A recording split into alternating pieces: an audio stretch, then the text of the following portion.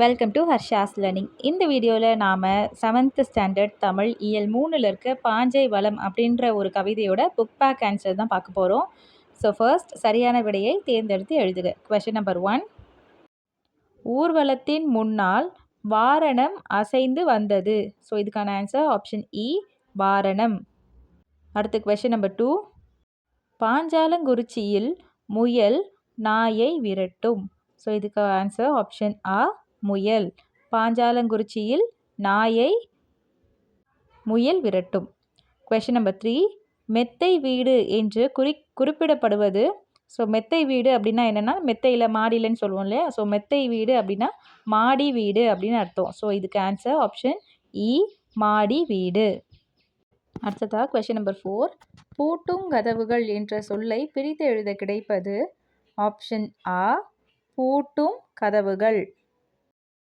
Next question number 5, தோரண மேடை என்ற சொல்லை பிரித்து எழுத கிடைப்பது. ஆப்ஷன் அ, தோரணம் கூட்டல் மேடை. அடுத்த கொஷின் நம்பர் 6, வாசல் கூட்டல் அலங்காரம் என்பதனை சேர்த்து எழுத கிடைக்கும் சொல். ஆப்ஷன் இ, வாசல் அலங்காரம். ஆப்ஷன் இ, வாசல் அலங்காரம். அடுத்ததாக பொறுத்துக்க கொடுத்துருக்காங்க. ஸோ ஃபர்ஸ்ட் ஒன், பொக்கிஷம் அப்படின்னா செல்வம். செகண்ட் ஒன், சாஸ்தி அப்படின்னா மிகுதி. விஸ்தாரம் அப்படின்னா பெரும் பரப்பு. சிங்காரம் அப்படின்னா அழகு அப்படின்னு அர்த்தம். அடுத்ததாக குருவினா கொஷின் நம்பர் 1. ஸோ இது நம்ம எக்ஸ்ப்ளனேஷன் வீடியோவில் பார்த்ததான். ஃபர்ஸ்ட் பேராக்கான எக்ஸ்ப்ளனேஷன் தான் இதுக்கான ஆன்சராக வரும். பாஞ்சாலங்குறிச்சி நகரில் பல சுற்றுகளாக கோட்டைகள் இருக்கும். அவையெல்லாம் மதில்களால் சூழப்பட்டவையாக மிகவும் வலிமையாக கட்டப்பட்டிருக்கும். ஸோ நம்ம பாஞ்சாலங்குறிச்சியோட கோட்டை மதில் சுவர்கள் பற்றி பேசியிருக்காங்க. இங்கே ரொம்ப ரொம்ப ஸ்ட்ராங்காகவும் வலிமையாகவும் இருக்கும்னு பார்த்தோம் இல்லையா. ஸோ அதுதான் இதுக்கான ஆன்சர். செகண்ட் கொஷின், பாஞ்சாலங்குறிச்சியின் இயற்கை வளம் எத்தகையது அப்படின்னு கேட்டிருக்காங்க. ஸோ பாஞ்சாலங்குறிச்சி நாட்டோட இயற்கை வளத்தை பற்றி இங்கே நம்ம சொல்லணும்.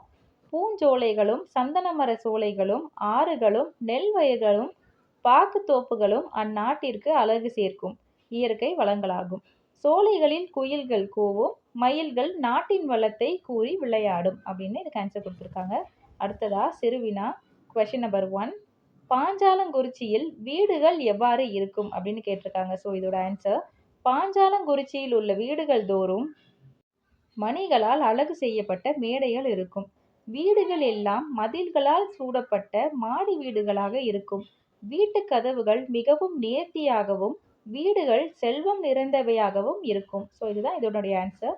செகண்ட் கொஸ்டின், பாஞ்சாலங்குறிச்சியின் வீரத்துக்கு சான்றாகும் நிகழ்வுகள் பற்றி எழுதுக. ஸோ பாஞ்சாலங்குறிச்சியில் இருக்க விலங்குகள் கூட ரொம்ப வீரமாக இருக்கும் அப்படின்னு நம்ம பார்த்துருந்தோம் இல்லையா எக்ஸ்பிளனேஷனில். ஸோ அதை தான் இங்கே நம்ம இதுக்கு ஆன்சராக எழுத போகிறோம். வீரம் மிகுந்த நாடாகிய பாஞ்சாலங்குறிச்சியில் உள்ள முயலானது தன்னை பிடிக்க வரும் வேட்டை நாயை எதிர்த்து விரட்டிவிடும். பசுவும் புலியும் நீர்நிலையின் ஒரே துறையில் நின்று பால் போன்ற தண்ணீரை குடிக்கும். ஸோ இதுதான் இதனுடைய ஆன்சர். அடுத்ததா சிந்தனை வினா கொடுத்துருக்காங்க. கொஸ்டின் நம்பர் 1, நாட்டுப்புற கதை பாடல்களில் கட்டபொம்மன் பெரிதும் புகழப்பட காரணம் என்ன அப்படின்னு கேட்டிருக்காங்க. ஸோ பேசிக்காகவே நம்ம நாட்டுப்புற பாடல் அப்படின்னாவே நம்ம வீரம் மிக்க நம்ம கட்டபொம்மன் பற்றி தான் மோஸ்ட்லி இருக்கும்.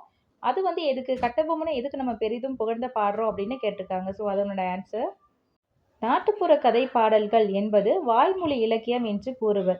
கட்டபொம்மன் வீரம் பற்றி உலகமே அறியும். நம் நாட்டில் உள்ள அரசர்கள், குறுநில மன்னர்கள் எல்லோரும் ஆங்கிலேய ஆட்சியாளர்களுக்கு பயந்து வரி செலுத்தினர்.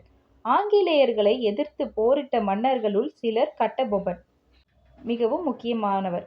ஸோ என்ன சொல்லியிருக்காங்க அப்படின்னா, நாட்டுப்புற கதைகள் அப்படின்னா நம்ம வந்து தமிழ்நாட்டில் பேசிக்காக வாய்மொழியாகவே பாடுவோம் இல்லையா. ஸோ அதுதான் நாட்டுப்புற பாடல்கள். அதில் வந்து கட்டபொம்மன் பற்றி ரொம்பவே நம்ம ஃபேமஸாக பாடிட்டு வந்திருக்காங்க நம்ம தமிழர்கள். அது ஏன் அப்படின்னா, மன்னர்கள் அதாவது சிற்றரசர்களாக இருக்கட்டும், பேரரசர்களாக இருக்கட்டும், அந்த காலத்தில் ஆங்கிலேயர்களுக்கு பயந்து அவங்களுக்கு வந்து வரி கட்டிட்டு இருந்தாங்க, டேக்ஸ் கொடுத்துட்டு இருந்தாங்க. ஆனால் அதெல்லாம் எதிர்த்து சில மன்னர்கள் தான் வந்து நாங்கள் வரி தர மாட்டோம், இதெல்லாம் எங்களுடையது அப்படின்னு சொல்லிட்டு அகெயின்ஸ்டாக வந்து போராடினாங்க. ஸோ அந்த மாதிரி சில மன்னர்களில் கட்டபொம்மன் வந்து ரொம்ப ரொம்ப ஃபேமஸானவர். அதனால தான் நம்ம நாட்டுப்புற பாடல்களில் கட்டபொம்மனுக்கு ரொம்பவே ஒரு முக்கியத்துவம் கொடுத்து பாடப்பட்டுட்டு வந்திருக்காங்க. அடுத்ததாக கூடுதல் வினாக்கள் சொல்லும் பொருளும் கொடுத்துருக்காங்க மீனிங்ஸ் மாதிரி. சூரன் அப்படின்னா வீரன், வாரணம் அப்படின்னா யானைன்னு அர்த்தம், பொக்கிஷம் அப்படின்றதுக்கு செல்வம் அப்படின்றது பொருள். பரி அப்படின்னா குதிரை. சாஸ்தி அப்படின்னா மிகுதி அப்படின்னு அர்த்தம். சிங்காரம் அப்படின்னா அழகு. கமுகு அப்படின்னா பாக்கு அப்படின்னு அர்த்தம். அடுத்ததா ஃபில் இன் த பிளாக்ஸ் மாதிரி கொடுத்துருக்காங்க. நான் வான மாமலை அப்படின்ற ஒரு தொகுத்து வெளியிட்டுள்ள வீரபாண்டிய கட்டபொம்மு கதை பாடல் என்னும் நூலிலிருந்து எடுக்கப்பட்டது தான் இந்த பாடல். ஸோ இதனுடைய ஆன்சர் நான் வான மாமலை.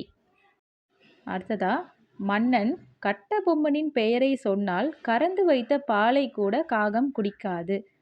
Next third question. கமுகு என்பதன் பொருள் பாக்கு. அடுத்ததா பாடலின் பொருள் கொடுத்துருக்காங்க. ஸோ இதுக்கு வந்து நம்மளோட சேனலில் எக்ஸ்ப்ளனேஷன் வீடியோ அப்லோட் பண்ணியிருப்போம். So line by line explain பண்ணியிருப்பேன். ஸோ அந்த வீடியோ பார்த்தீங்கன்னா இதுக்கு உங்களோட ஓன் வேர்ட்ஸ் யூஸ் பண்ணி இதுக்கான ஆன்சரை வந்து நீங்கள் ஈஸியாகவே எழுதிட முடியும். ஸோ பார்க்காதவங்க நம்ம சேனலில் அப்லோட் பண்ணியிருக்கேன், பார்த்துட்டு வாங்க. ஸோ இதனுடைய ஆன்சர் இங்கே கொடுத்துருக்காங்க, ஒரு தடவை படிச்சுக்கோங்க. இதோட இந்த போயமோட book back question and answer complete ஆகுது. வீடியோ பிடிச்சிருந்தது அப்படின்னா லைக் பண்ணுங்கள், உங்களோட ஃப்ரெண்ட்ஸ்க்கு வந்து இதை ஷேர் பண்ணுங்கள். அண்ட் நெக்ஸ்ட் என்ன லெசன் வேணும், எக்ஸ்பிளைன் பண்ணணும் அப்படின்னு கமெண்ட் பண்ணுங்கள். நெக்ஸ்ட் வீடியோவில் மீட் பண்ணலாம். தேங்க்ஸ் ஃபார் வாட்சிங் ஹர்ஷாஸ் லேர்னிங்.